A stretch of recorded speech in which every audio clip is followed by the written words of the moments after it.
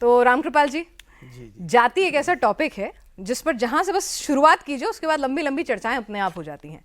जनगणना को लेकर माहौल तो सब बनाते हैं, लेकिन अपने फायदे हिसाब के साथ जो है उसको रिलीज करते हैं डेटा को। तो होगी भी या नहीं होगी? देखिए, दो चीज़ है, जनगणना एक अलग है और जाति जनगणना जाति जनगणना एक अलग है।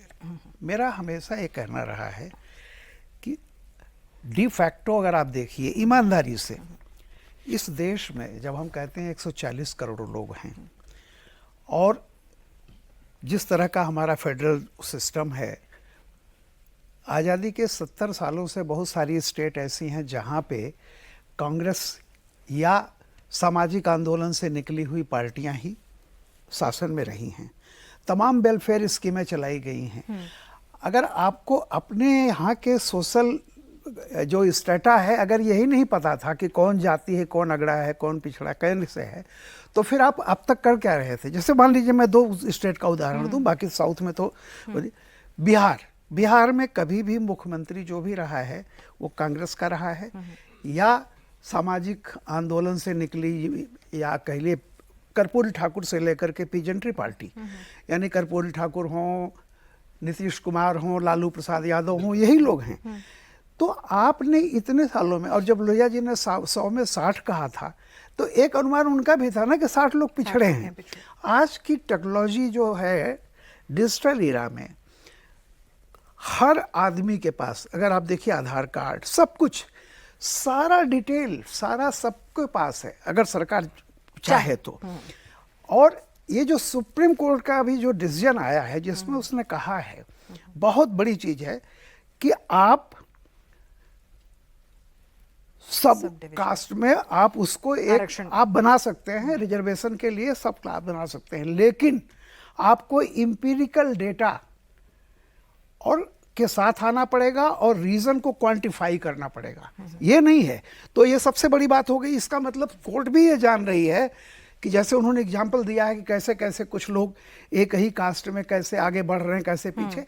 तो देखिए, जहाँ तक अगर ये जानकारी जुटा करके अगर कोई चीज़ कम रह गई है, कोई एक्शन लेना, तो एक अलग की बात है। लेकिन सिर्फ राजनीति करना कि मेरे पास डेटा है, मैं इसमें एक उदाहरण दूं, इसको कहते हैं, वैसे जनगणना का काम तो केंद्र का है, लेकिन कास्ट सर्वे वो करा सकते हैं, आप करा सकते हैं। अगर कास्ट सर्वे का फायदा हुआ होता तो सिद्धारमैया ने कांग्रेस के जो हैं 2013 में कर्नाटक में कराया था।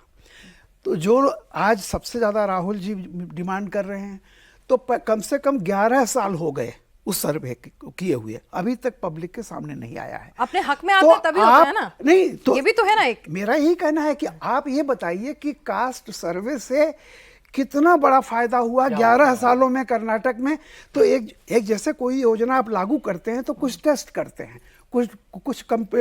कुछ वो डिस्ट्रिक्ट को चुनते हैं, कुछ स्थान को, या कोई नया बीज आता है तो पहले उसको दे, वो ऑलरेडी आप करा के रखे हुए हैं। बहुत अच्छा होगा, उसको रिलीज कर दीजिए। क्यों नहीं 11 साल से वो डेटा रिलीज हो रहा है? इसका मतलब है इंटेंशन इसको जान करके कोई सोशल चेंज करने का नहीं है। इंटेंशन ये है कि जब कोई भी चीज, जैसे आपने अभी कहा कि आरक्षण खत्म हो जाएगा, उसका आपको एक फायदा मिला, अब वो ऐसा गुब्बारा था, वो फुस हो गया है। अब दूसरा गुब्बारा जो आप बनाना चाहते हैं, सोचते हैं कि 2029 के लिए और 27 के लिए, और जब महाराष्ट्र में जातीय जनगणना जी, कि अगर ये करा दें तो समाज में क्रांति हो जाएगी। और मैं इसलिए एक और चीज लास्ट में कहूंगा कि मुझे एक ताजुब होता है, चूंकि मैंने इसको खुद देखा है। 74 में मैं जेपी मूवमेंट के साथ था, मैंने देखा है ये जितनी पार्टियां निकली हुई हैं कांग्रेस को छोड़ करके सारी, चाहे वो समाजवादी पार्टी हो, रामविलास पासवान, मुलायम सिंह, नीतीश कुमार, जितने भी ये सब निकले, ये सब ये नारा लगाते हुए निकले कि जाति तोड़ो, दाम बांधो, संपूर्ण क्रांति अब नारा है। और जेपी ने कहा था जाति का नाम नहीं लेना है, इसलिए जेपी का वो जो मैं आपके यहाँ भी कह चुका हूँ, दोबारा मैं पढ़ रहा हूँ, आओ कृषक, श्रमिक, नागरिकों, यानी किसान, मजदूर, आओ कृषक, श्रमिक, नागरिकों, इनकलाब का नारा दो, गुर्जन, शिक्षक, बुद्धिजीवियों, अनुभव भरा सहारा दो। फिर देखें हम सत्ता कितनी बर्बर है, भौराई है। तो ये जो पार्टियां रही इतने साल तक राजनीति की, सब कुछ जाति तोड़ो, आज वही लोग कह रहे हैं कि कास्ट सेंसस की बात हाँ, कराओ। उनके तो पोस्टर भी होते हैं, मैं हिंदू नहीं, मैं नोनिया ये हूँ, देखिए, मैं तो हिंदू सब- नहीं, इस तरह की पोस्टर कैंपेन चलते हैं आरजेडी के तो आखिरी बाकायदा। आपके यहाँ एक होता है कि मैं सिर्फ इतना कह रहा हूँ एक शेर से जी कि ये मंडल 2 उभारने की एक कोशिश है। और मैं फिर इस बात को कह रहा हूं कि जो पहले हुआ था, सिर्फ चाकू पर अहिंसा लिख लिया है, धार लेकिन फिर से चमकाने लगे हैं। ये समाज की भलाई के लिए नहीं है, ये वोट की राजनीति, चाहे समाज में जितना भी द्वेष हो जाए, चाहे जो कुछ भी हो जाए, तो ये मुझे ऐसा लगता है कि उद्देश्य सही नहीं है। रही बात, सारी पार्टियां हैं भारतीय, आप ये बात कीजिए जनगणना ड्यू है, सेंसस ड्यू है, वो तो उसके नाते नहीं हुआ, आप उसमें क्लास जुड़वा दीजिए, सेंसस तो होने जा रहा है, आप जुड़वा दीजिए धर्म जाति जो भी है। और मैं तो ये कहता हूं कि आप जो ये एनसीआर वाली बात है, नेशनल सिटीजनशिप रजिस्टर, उसमें सारा डेटा आप रख दीजिए ना, आदमी किसकी आय क्या है, उसके पिताजी दादाजी का सारी जन्म पत्री, ये तो डिजिटल हीरा है। आप सारा एक डेटाबेस तैयार कर लीजिए, बार बार इसकी राजनीति ही खत्म कर दीजिए।